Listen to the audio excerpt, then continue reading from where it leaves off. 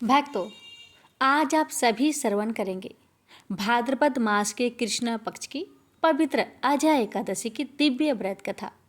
यह व्रत केवल उपवास नहीं बल्कि पापों का नाश और पुण्य की वृद्धि की अनमोल अवसर है।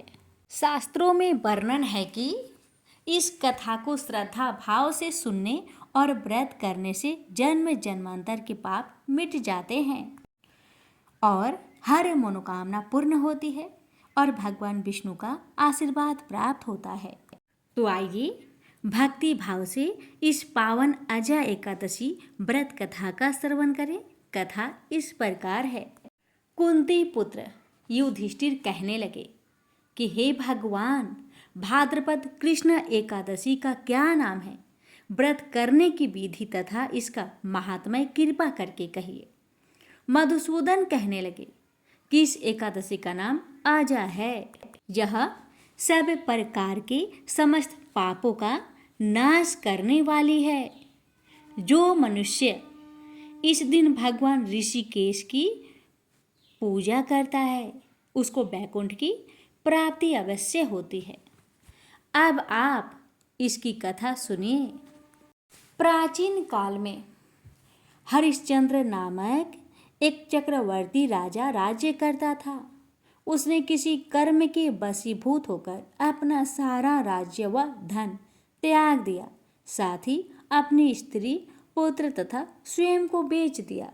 भक्तों, वह राजा चंडाल के घर दास बनकर सत्य को धारण करता हुआ मृतकों का वस्त्र ग्रहण करता रहा, मगर किसी प्रकार से सत्य से विचलित नहीं हुआ। कई बार राजा चिंता के समुद्र में डूबकर अपने मन में विचार करने लगता कि मैं कहाँ जाऊं, क्या करूं जिससे मेरा उद्धार हो। इस प्रकार राजा को कई वर्ष बीत गए। एक दिन राजा इसी चिंता में बैठा हुआ था कि गौतम ऋषि आ गए। राजा ने उन्हें देखकर प्रणाम किया और अपनी सारी दुख भरी कहानी कह सुनाई। यह बात सुनकर गौतम ऋषि कहने लगे कि राजन, तुम्हारे भाग्य से आज से 7 दिन बाद भाद्रपद कृष्ण पक्ष की अजा नाम की एकादशी आएगी। तुम विधि पूर्वक उसका व्रत करो। आगे गौतम ऋषि ने कहा कि इस व्रत के पुण्य प्रभाव से तुम्हारे समस्त पाप नष्ट हो जाएंगे। इस प्रकार राजा से कहकर गौतम ऋषि उसी समय अंतर्ध्यान हो गए। राजा ने गौतम ऋषि के कथानुसार एकादशी आने पर विधि पूर्वक व्रत व जागरण किया। उस व्रत के प्रभाव से राजा के समस्त पाप नष्ट हो गए। स्वर्ग से गाजे बाजे बजने लगे और पुष्पों की वर्षा होने लगी। उसने अपने मृतक पुत्र को जीवित और अपनी स्त्री को वस्त्र तथा आभूषणों से युक्त देखा। व्रत के प्रभाव से राजा को पुनः राज्य वापस मिल गया। अंत में वह अपने परिवार सहित स्वर्ग को गया। हे राजन, यह सब अजा एकादशी के प्रभाव से ही हुआ है। अतः जो मनुष्य यत्न के साथ विधि पूर्वक इस व्रत को करते हुए रात्रि जागरण करते हैं, उनके समस्त पाप नष्ट होकर अंत में वे स्वर्ग लोक को प्राप्त होते हैं। इस एकादशी की कथा के श्रवण मात्र से अश्वमेध यह का फल प्राप्त होता है। तो प्रेम से बोलिए हरि ओम। भक्तों, ये थी अजय एकादशी व्रत की संपूर्ण व्रत कथा। प्राचीन समय की बात है। सतयुग में मुर नामक दानव रहता था। वह बड़ा ही अद्भुत, अत्यंत रौद्र तथा संपूर्ण देवताओं के लिए भयंकर था। उस काल रूपधारी दुरात्मा महासुर ने इंद्र को भी जीत लिया था। संपूर्ण देवता उससे परास्त होकर स्वर्ग से निकाले जा चुके थे और शंकित तथा भयभीत होकर पृथ्वी पर विचरा करते थे। एक दिन सब देवता महादेव जी के पास गए। वहां इंद्र ने भगवान शिव के आगे सारा हाल कह सुनाया। इंद्र बोले, महेश्वर, ये देवता स्वर्ग लोक से निकाले जाने के बाद पृथ्वी पर विचर रहे हैं। मनुष्यों के बीच रहना इन्हें शोभा नहीं देता। देव, कोई उपाय बतलाइए। देवता किसका सहारा ले? महादेव जी ने कहा, देवराज, जहाँ सबको शरण देने वाले, सबकी रक्षा में तत्पर रहने वाले जगत के स्वामी भगवान गरुड़ ध्वज विराजमान हैं, वहाँ जाओ, वे तुम लोगों की रक्षा करेंगे। महादेव जी की यह बात सुनकर परम बुद्धिमान देवराज इंद्र संपूर्ण देवताओं के साथ क्षीर सागर में गए, जहाँ भगवान गदाधर सो रहे थे। इंद्र ने हाथ जोड़कर उनकी स्तुति की। इंद्र बोले, देवेश्वर, आपको नमस्कार है। आप ही पति, आप ही मति, आप ही कर्ता और आप ही कारण हैं। आप ही सब लोगों के माता और आप ही इस जगत के पिता हैं। देवता और दानव दोनों ही आपकी वंदना करते हैं। पुंडरीकाक्ष, आप दैत्यों के शत्रु हैं। मधुसूदन, हम लोगों की रक्षा कीजिए। प्रभो जगन्नाथ, अत्यंत उग्र स्वभाव वाले महाबली मूर नामक दैत्य ने इन संपूर्ण देवताओं को जीतकर स्वर्ग से बाहर निकाल दिया है। भगवान देवेश्वर, शरणागत वत्सल देवता भयभीत होकर आपकी शरण में आए हैं। दानवों का विनाश करने वाले कमल नयन भक्त वत्सल देवेश्वर जनार्दन, हमारी रक्षा कीजिए, रक्षा कीजिए। भगवान शरण में आए हुए देवताओं की सहायता कीजिए। इंद्र की बात सुनकर भगवान विष्णु बोले, देवराज, यह दानव कैसा है, उसका रूप और बल कैसा है, तथा उस दुष्ट के रहने का स्थान कहाँ है। इंद्र बोले, देवेश्वर, पूर्व काल में ब्रह्मा जी के वंश में तालजंग नामक एक महान असुर उत्पन्न हुआ था, जो अत्यंत भयंकर था। उसका पुत्र मूर दानव के नाम से विख्यात है। वह भी अत्यंत उत्कट, महापराक्रमी और देवताओं के लिए भयंकर है। चंद्रावती नाम से प्रसिद्ध एक नगरी है, उसी में स्थान बनाकर वह निवास करता है। उस दैत्य ने समस्त देवताओं को परास्त करके उन्हें स्वर्गलोक से बाहर कर दिया है। उसने एक दूसरे ही इंद्र को स्वर्ग के सिंहासन पर बैठाया है। अग्नि, चंद्रमा, सूर्य, वायु तथा वरुण भी उसने दूसरे ही बनाए हैं।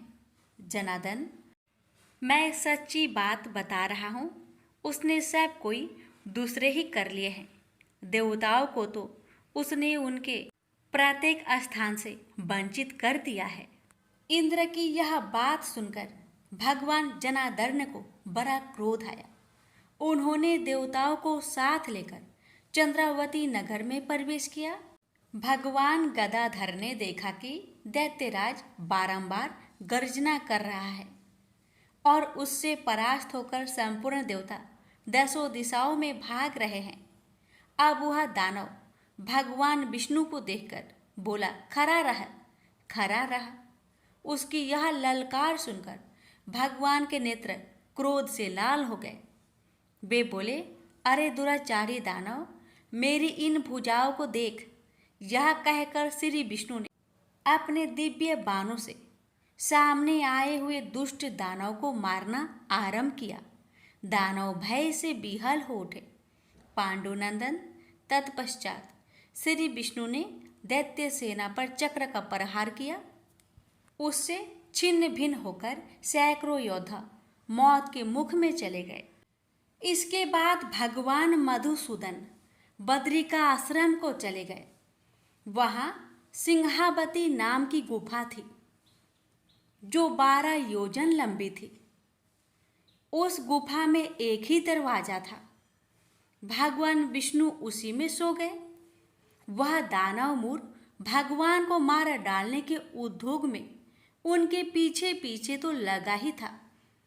अतः उसने भी उसी गुफा में प्रवेश किया। वहाँ भगवान को सोते देख उसे बड़ा हर्ष हुआ।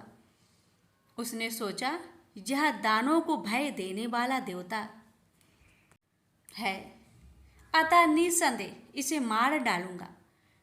दानव के इस प्रकार विचार करते ही भगवान विष्णु के शरीर से एक कन्या प्रकट हुई जो बड़ी ही रूपवती, सौभाग्यशालिनी तथा दिव्य अस्त्र शस्त्रों से सुसज्जित थी। वह भगवान के तेज के अंश से उत्पन्न हुई थी। उसका बल और पराक्रम महान था। दानवराज मुर ने उस कन्या को देखा। कन्या ने युद्ध का विचार करके दानव के साथ युद्ध के लिए याचना की। युद्ध छिड़ गया। कन्या सब प्रकार की युद्ध कला में निपुण थी। वह मोर नामक महान असुर उसके हुक्कार मात्रा से राख का ढेर हो गया। दानव के मारे जाने पर भगवान जाग उठे। उन्होंने दानव को धरती पर इस प्रकार निष्प्राण पड़ा देखकर कन्या से पूछा, मेरा यह शत्रु अत्यंत उग्र और भयंकर था, किसने इसका वध किया है? कन्या बोली, स्वामिन, आपके ही प्रसाद से मैंने इस महादैत्य का वध किया है। श्री भगवान ने कहा, कल्याणी, तुम्हारे इस कर्म से तीनों लोकों के मुनि और देवता आनंदित हुए हैं। अतः तुम्हारे मन में जैसी इच्छा हो उसके अनुसार मुझसे कोई वर मांग लो। देव दुर्लभ होने पर भी वह वर मैं तुम्हें दूंगा, इसमें तनिक भी संदेह नहीं है। वह कन्या साक्षात एकादशी ही थी। उसने कहा, प्रभु, यदि आप प्रसन्न हैं तो मैं आपकी कृपा से सब तीर्थों में प्रधान, समस्त विघ्नों का नाश करने वाली तथा सब प्रकार की सिद्धि देने वाली देवी हूँ। जनार्दन, जो लोग आप में भक्ति रखते हुए मेरे दिन को उपवास करेंगे उन्हें सब प्रकार की सिद्धि प्राप्त हो। माधव, जो लोग उपवास, नक्त भोजन अथवा एक भुक्त करके मेरे व्रत का पालन करें उन्हें आप धन, धर्म और मोक्ष प्रदान कीजिए। श्री विष्णु बोले, कल्याणी, तुम जो कुछ कहती हो वह सब पूर्ण होगा। प्रेम से बोलिए, एकादशी माता की जय। इस भगवान की कथा। हे गणेश महाराज, आपकी कथा कहने वाले, सुनने वाले, हुक्कार भरने वाले सभी की मनोकामना को पूर्ण करना, सभी की कष्टों को दूर करना। प्रेम से बोलिए, गजानंद भगवान की जय। कथा। एक बुढ़िया माई थी। मिट्टी के गणेश जी की पूजा करती थी। रोज बनाए रोज गल जाए। एक सेठ का मकान बन रहा था।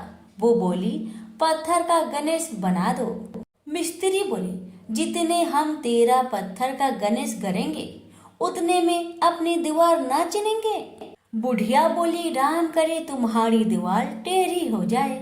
अब उनकी दीवार टेढ़ी हो गई। वो चीने और ढा देवे, चीने और ढा देवे। इस तरह करते करते शाम हो गई। शाम को सेठ आया। उसने कहा, आज कुछ भी काम नहीं किया। वो कहने लगे, एक बुढ़िया आई थी। वो कह रही थी, मेरा पत्थर का गणेश गर दो। हमने नहीं गरा तो उसने कहा, तुम्हारी दीवार टेढ़ी हो जाए। तब से दीवार सीधी नहीं बन रही है। बनाते हैं और ढा देते हैं। सेठ ने बुढ़िया को बुलवाई। सेठ ने कहा, हम तेरा सोने का गणेश गढ़ देंगे, हमारी दीवार सीधी कर दो। सेठ ने बुढ़िया को सोने का गणेश गढ़ दिया। सेठ की दीवार सीधी हो गई। जैसे सेठ की दीवार सीधी की वैसे सबकी करना। कहानी कहने वाले, सुनने वाले, हुक्कार भरने वाले सभी पर अपनी कृपा सदा बनाए रखना। प्रेम से बोलिए, गजानंद भगवान की जय। ओम जय एकादशी, जय एकादशी, जय एकादशी माता। विष्णु पूजा व्रत को धारण कर शक्ति मुक्ति पाता। ओम जय एकादशी माता, तेरे नाम गिनाऊं देवी, भक्ति प्रदान करने। गण गौरव की देनी माता, शास्त्रों में बरनी। ओम जय एकादशी माता, मार्गशीर्ष के कृष्णा पक्ष की उत्पन्ना विश्वातारिणी जन्मी। शुक्ल पक्ष में हुई मोक्षदा मुक्तिदाता बनाई। ओम जय एकादशी माता। पौष के कृष्णा पक्ष की सफला नामक है, शुक्ल पक्ष में होए पुत्र दा आनंद अधिक रहे। ओम जय एकादशी माता। नाम सटटिला माघ मास में कृष्ण पक्ष आवे, शुक्ल पक्ष में जया कहावे, विजय सदा पावे। ओम जय एकादशी माता। विजया फाल्गुन कृष्ण पक्ष में शुक्ल आमल की, पाप मोचनी कृष्ण पक्ष में चैत्र महाबली की। ओम जय एकादशी माता। चैत्र शुक्ल में नाम कामदा धन देने वाली, नाम बरुथनी कृष्ण पक्ष में वैशाख महावाली। ओम जय एकादशी माता। शुक्ल पक्ष में होई मोहिनी, अपरा ज्येष्ठ कृष्ण पक्षी, नाम निर्जला सब सुख करने कृष्ण पक्ष रखी। ओम जय एकादशी माता। योगिनी नाम आषाढ़ में जानो कृष्ण पक्ष करनी, देव सैनी नाम कहायो शुक्ल पक्ष धरनी। ओम जय एकादशी माता। कामिक श्रावण मास में आवे कृष्ण पक्ष कहिए, श्रावण शुक्ल होए पवित्र आनंद से रहिए। सावन शुक्ल होए पवित्र आनंद से रहिए। ओम जय एकादशी माता। जा भाद्रपदे कृष्ण पक्ष की परिवर्तनी शुक्ला, इंद्रा आश्विन कृष्ण पक्ष में व्रत से भाव सागर निकला। ओम जय एकादशी माता। पापंकुशा है शुक्ला पक्ष में आप हरण हारी, रमा मास कार्तिक में आवे सुखदायक भारी। ओम जय एकादशी माता। देवोत्थानी शुक्ला पक्ष की दुख ना सके मैया, देवोत्थानी शुक्ला पक्ष की दुख ना सके मैया। पावन मास में करूँ विनती पार करो नैया, पावन मास में करूँ विनती पार करो नैया। ओम जय एकादशी माता। परमा कृष्ण पक्ष में होती जन मंगल करनी, परमा कृष्ण पक्ष में होती जन मंगल करनी। शुक्ल मास में होए पद्मिनी दुख दरिद्र हरनी, शुक्ल मास में होए पद्मिनी दुख दरिद्र हरनी। ओम जय एकादशी माता। जो कोई आरती एकादशी की भक्ति सहित गावे, जो कोई आरती एकादशी की भक्ति सहित गावे, जन गुरुदिता स्वर्ग कबासा निश्चय वह पावे, जन गुरुदिता स्वर्ग कबासा निश्चय वह पावे। ओम जय एकादशी माता। जय एकादशी माता। प्रेम से बोलिए एकादशी माता की जय।